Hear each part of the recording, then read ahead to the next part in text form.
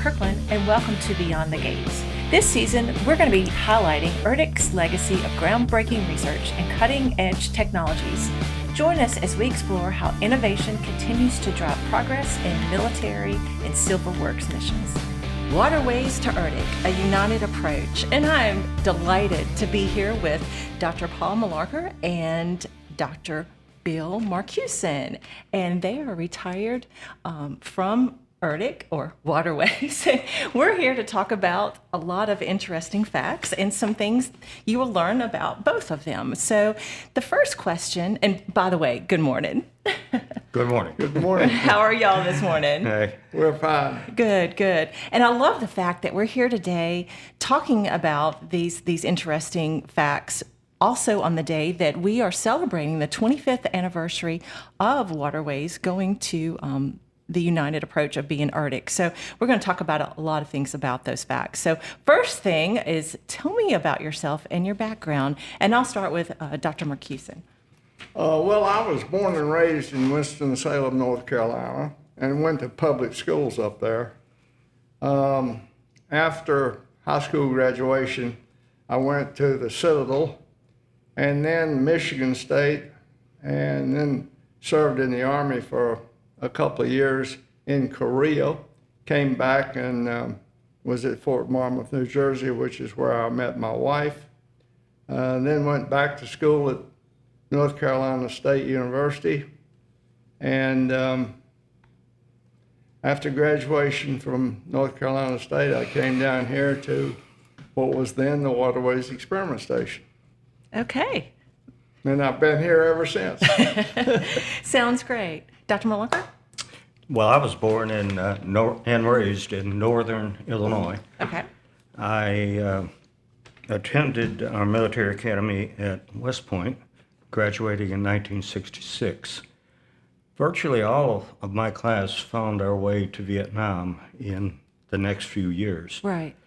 After Vietnam, I had the chance to go back to West Point and teach engineering for 3 years, which was a very, very good experience. Okay. And at the end of that assignment, they offered me an assignment to the Waterways Experiment Station. Well, at that time, I had never heard of it. I was fixing to ask, had you heard of it No. before? Okay.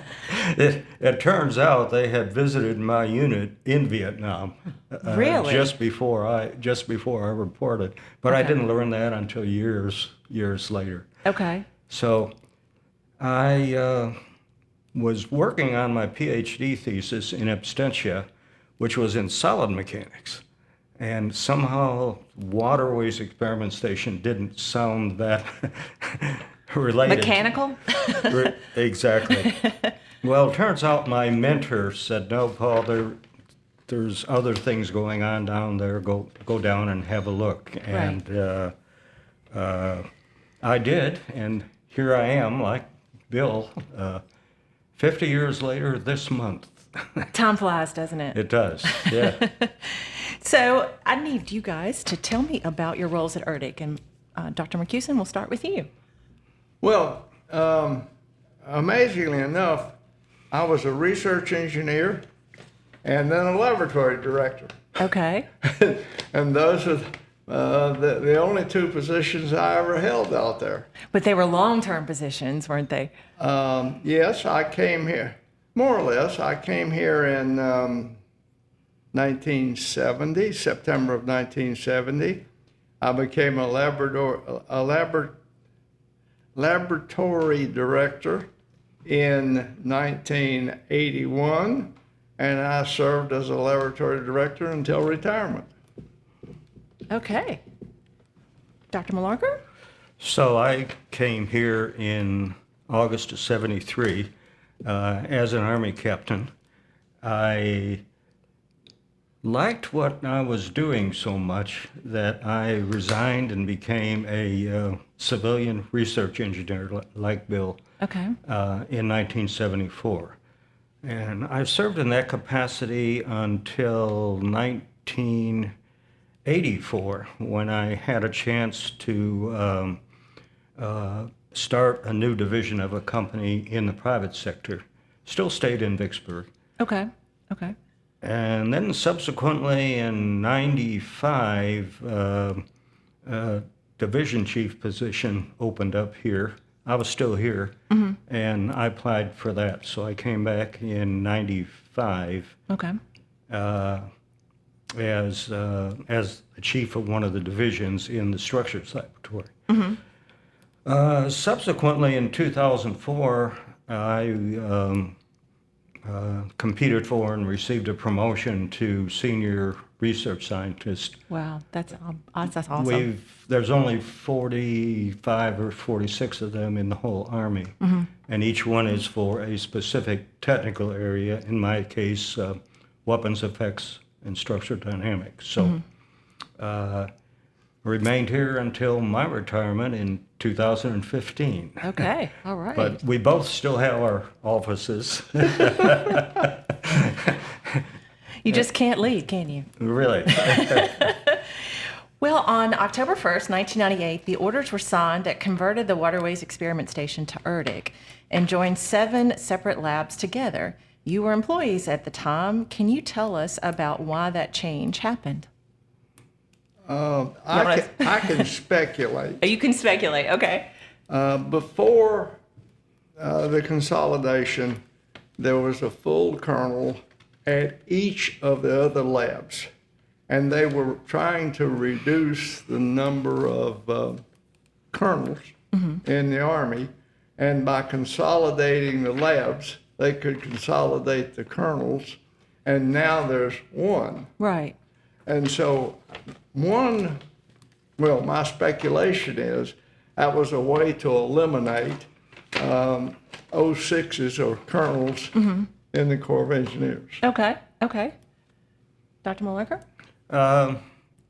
What Bill says is true, and that really that happened. I sort of, having been through the transition process and served under it for some time now, I think there was also a good amount of competition amongst the That's what I understood, right. separate foresights. Now, some competition is good. It leads to good ideas, different ways of thinking, but I think there was an awful lot of it, and maybe it was time to cooperate rather than compete as much. The key word is collaboration, right? Yeah. As a specific example, the division I led in the structures lab, we were doing some research on fiber reinforced polymer materials. These were developed primarily for the aerospace industry in the 1980s, but early in the 1990s, civil engineers began looking at applications of this material. For example, it's reinforced with carbon fibers or epoxy glass fibers. It doesn't rust like reinforcing steel, so Right. There's an advantage there. Also, on a strength per weight basis, they're lighter than steel or reinforced concrete.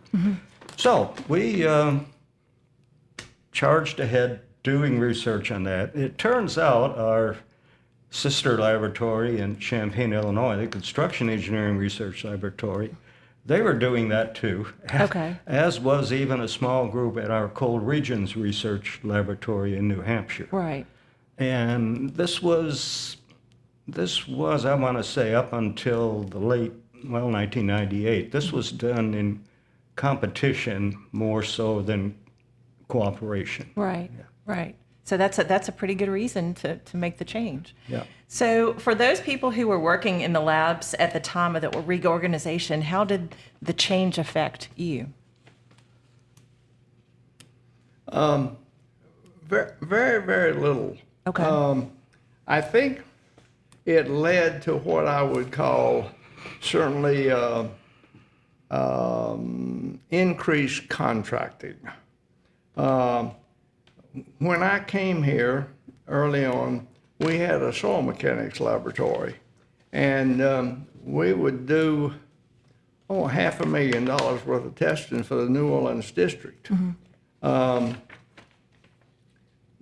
certainly changed, and I think there was during the Reagan administration, Ronald Reagan administration, there was an effort to push government contracting out. Mm-hmm. And I think ERDC has certainly helped in developing our relationships with other universities who are now doing a fair amount of contract work for us. Right, right. And so I think the most significant achievement was probably an increased effort in contracting out. Okay, great. Anything to add? I would say the organizational structure changed dramatically. The Waterways Experimentation was pretty much the military organization. You have a laboratory. Beneath the laboratory, you have divisions, which is where I was. Mm-hmm. Under the divisions, you have branches, and in some cases, we have sections below that. But it was a strict hierarchy. Mm-hmm. The ERDC reorganization introduced the concept of a matrixed organizations. So we still had division chiefs who were responsible for the people and the facilities. But now we had technical directors who had technical responsibilities. Right. We led technical programs, we didn't lead people. And it took a little while to get used to that, but So there weren't technical directors when it was Waterways? No. Okay. There was one technical director, and he was the head civilian, Fred Brown. Okay, 10-4. Yeah. So I ended up with a second role as technical director, and here we are. So what do you feel are some of the most significant achievements of ERDC since its inception? Y'all don't fight over it now. That's an interesting question. I'm not, in terms of significant achievements, again, seems to me that we've made a big step in concrete, and that's I'm trying to think. Phil Malone used to make a concrete that would hold ammunition. It wouldn't let the ammunition penetrate through, but it would absorb the ammunition. And we've used that in all sorts of targets around the world. I don't know. That's a hard question for me to answer. Okay. Oh, we've done remarkable work with airfields, pavements, and we've evaluated airfields all over around the world, to include the Jackson airfield. Oh, okay. We did an airfield evaluation on that. But other than that, that's sort of a hard question for me to answer. Okay.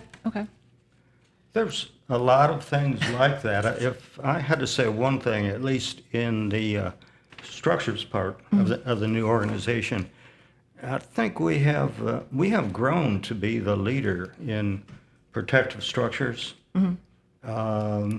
We had a part in it when I left in 1984, but we were frankly kind of a minor player within the Department of Defense. And once I was gone, we grew and became a leader when I came back. Okay. But we are recognized now, really, protective construction. We're the first place everybody goes now. Yeah. We are the premier research and development organization. Yep. Absolutely. So, Dr. Mlakar, you were one of the first people to examine the wreckage at the Pentagon after 9/11. Can you tell us about that work, and how did collaboration with other labs help you report and work on a better understanding of how to make buildings less vulnerable to attacks? Sure. Let's back up to September 11th. I was actually at West Point for a meeting on September 10th, and at 8 o'clock Eastern Time in the morning of September 11th, we had a conference call scheduled amongst, half a dozen of us who were contemplating whether we needed to write a standard for blast-resistant design. Wow. And about 8:15 in the morning, the first plane crashed into the Pentagon. As I say, I was in my hotel room at West Point. Another person on the call was in his office in Lower Manhattan. Wow. And we thought it was something that happened in 1947. An errant World War II bomber got off course looking for Newark Airport and crashed into the Empire State Building. I did a special study of this my senior year at West Point. Wow. And my first reaction was, wow, I wonder what damage it did to the building. But it destroyed the plane, but didn't really do anything to the building. What was different with that World War II bomber is it was just about out of fuel, desperately searching for a place to land, Right. whereas the attacks of 9/11 were deliberately full of fuel. So about half an hour into the call, engineers going to work on what we're working on. Right. Didn't pay that much attention to the small plane, but we saw the second plane crash. I forgot to mention, while waiting for the conference call, I had the Today Show on mute. Right. So I was seeing everything, but not hearing everything. Right. And we all recognized that this was not an accident, that something big was happening. Right. So in another 15 minutes, another person on the call was from the staff of the American Society of Civil Engineers, which is located in the Washington, D.C. area. He had pulled into a parking lot on the east side of the Pentagon to take the conference call.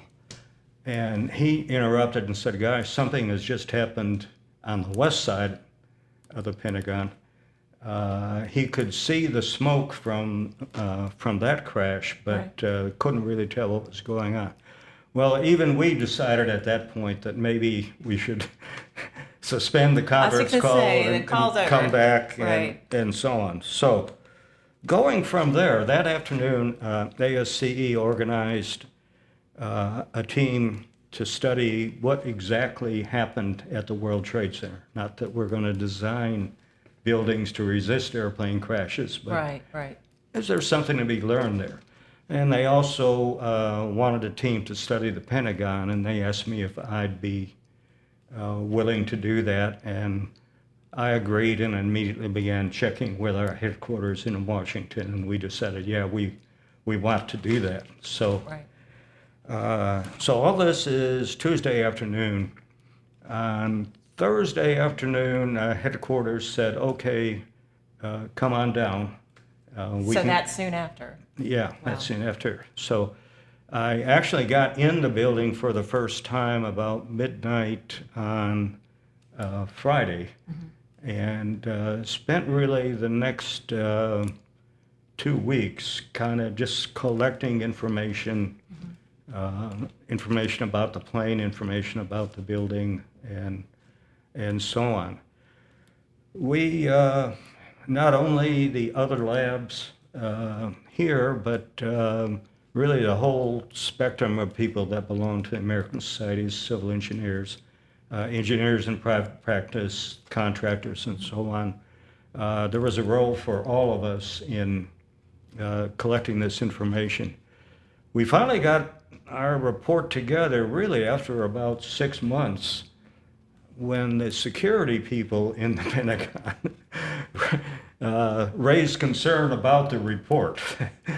Okay. That we were maybe giving away some vulnerabilities and so on. And I tried talking with them for weeks, didn't get anywhere, and I realized we were speaking a totally different language. So I got our chief of security to talk to the Pentagon chief of security. Right. And within a couple of weeks, they ironed it out. So it was about January of 2003 that we finally released our report. Okay, okay. Wow. That's an interesting story. So were you able to coordinate with any other labs on the work with this, with the report or anything? Yeah, several of our labs contributed to this, Okay. and several external organizations through ASCE also contributed Oh, that's to it. right. That's Yeah. right. Okay. So, Dr. Marcuson, you were instrumental on the research that happened after Hurricane Katrina devastated our Gulf Coast. Can you tell us more about that, and how did you coordinate with other labs on that work? Yeah. Interestingly enough, I went down to the New Orleans area after Katrina for the National Science Foundation. Okay. I was not a Corps employee at the time, and so it didn't have much to do with the Corps of Engineers. I was down there representing the National Science Foundation. Right. It turns out that Paul was also down there at the time with Colonel Creer, Okay. or General Creer. And so he and I worked together a little bit on that. Okay. But I spent about a week going around to all the sites. We looked at everything, and then came back, and there were 5 of us. Gonzalo Castro. I can't even remember the other 4, but a half a dozen of us. But we spent an entire week down there looking at the levees, looking at the T-walls and the various walls, looking at the damage, and ended up writing a very nice report for the National Science Foundation. Okay. That's great. That's great. Well, appreciate both of your work. Yeah. Outstanding. So important that what you guys do and did. So how has ERDC contributed to the development of other infrastructure in the United States? I think primarily with airfields. In my experience, what I know is that we've done a fair amount of work on airfields all over the world, and we've made major contributions to airfield evaluations and improvements. Paul was mentioning work with bomb damage repair. In terms of missiles, you don't really count on a direct strike. If you get a direct hit, you're going to lose the missile. What you have is you want a near miss, and you want the bird cage to open and the bird to get out. And I think we've done remarkable work on, if you will, damage repair. Mm-hmm. And quick damage repair? Yeah, we've done some good work on I'd say dam repair with regard to earthquakes. Yeah, absolutely. Yeah. Anything to add? So that blast standard we were talking about on 9/11, that finally came to be. It was published in 2010.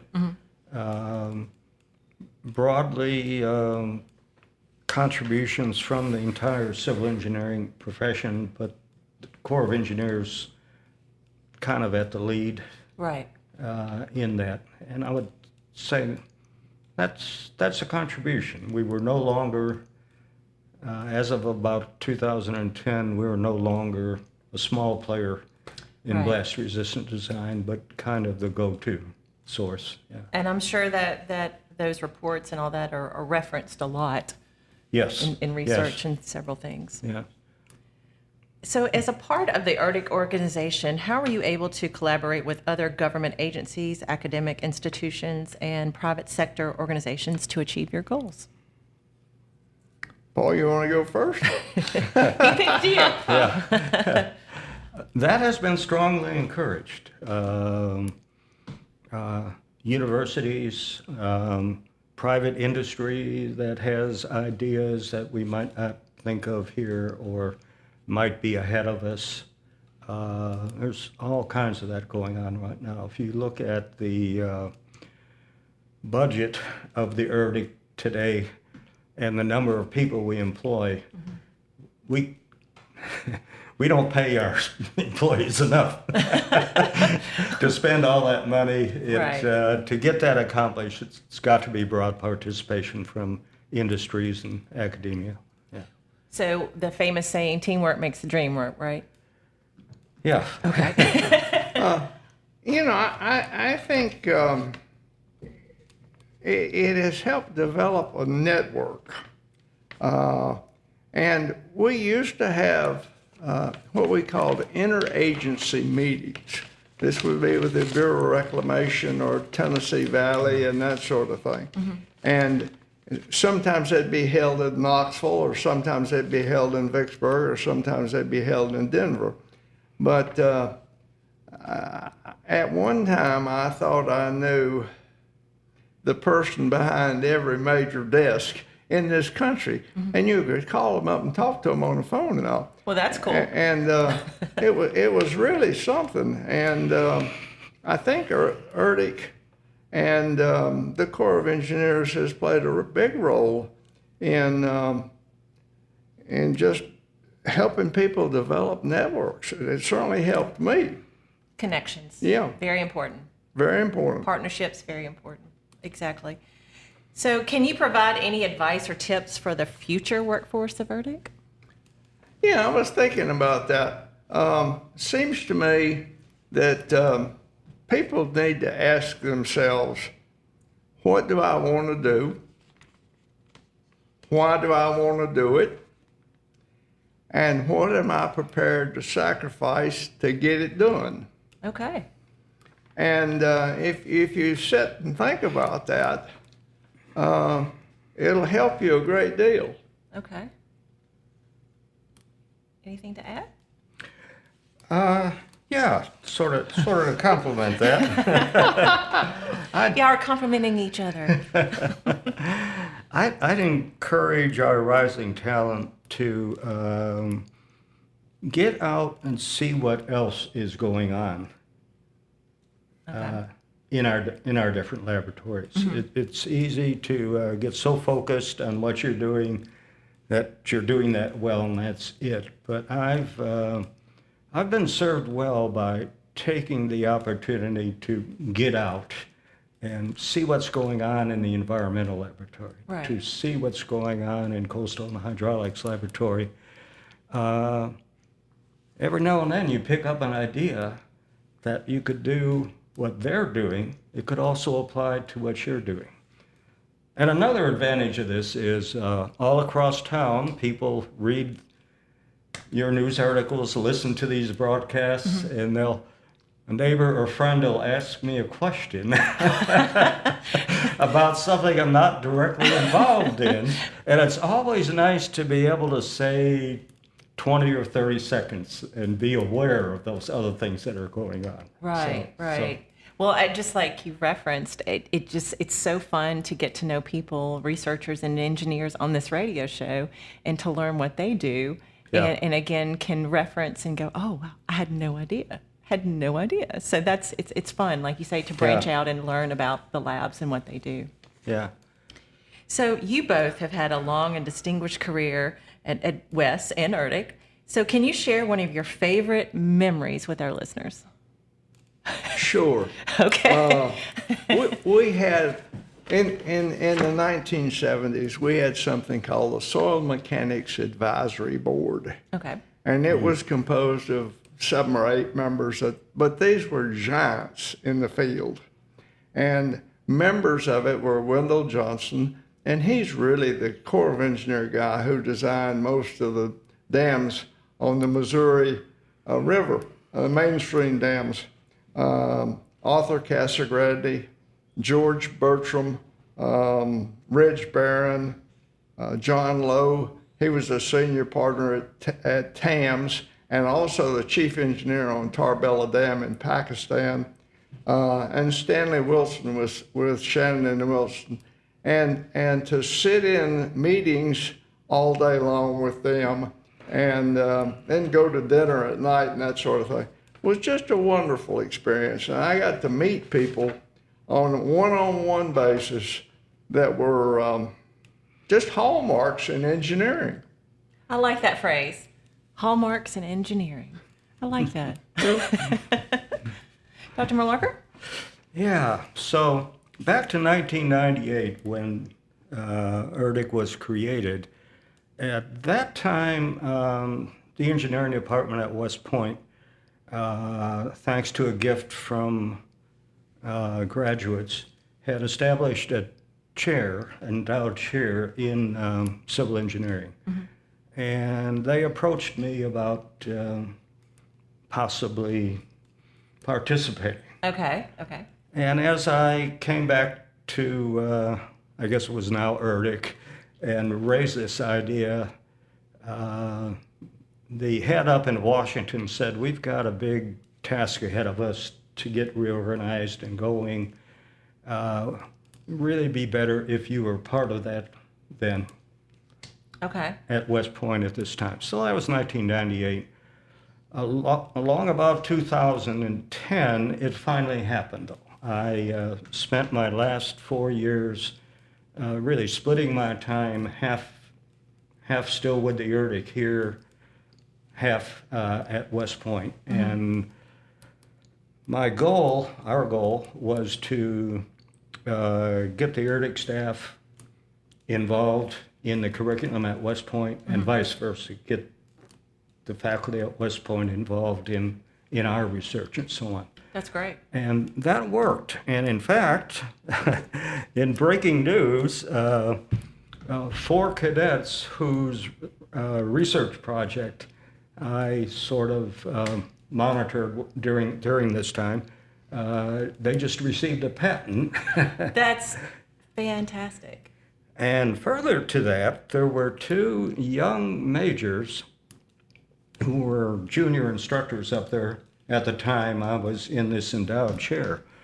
One of them commands the New Orleans district today, and the other one commands the Seattle district today. And you're pretty proud, aren't you? Well,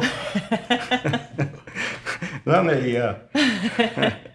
me borrow a phrase from my mentor, okay. Who used to say, they did well in spite of their association. Yes, sir. One more bit of trivia. Okay. As a second lieutenant, I was a roommate with Daniel Crispin, who was also a second lieutenant. Daniel Crispin was the #1 man in West Point, 1964, I think. 5? Okay. But anyway, we were roommates in Korea, and he turned out to be the superintendent at West Point and a 3-star general. Wow. Okay. So he had quite a track record, too. Yes, he did. Well, gentlemen, thank you so much for being on the show with us today. Thank you. And I know everyone has learned a lot. And would you like to add anything else than what we talked about? No, thank you. Okay. Well, again, I'm super excited that you guys were able to be here with the show. This is episode 1 of our 3rd season. Excited to be in our 3rd season, and we look forward to talking to many other researchers and engineers throughout ERDC and talking about how ERDC formed from Waterways to ERDC. So anyway, hope everyone has a wonderful day.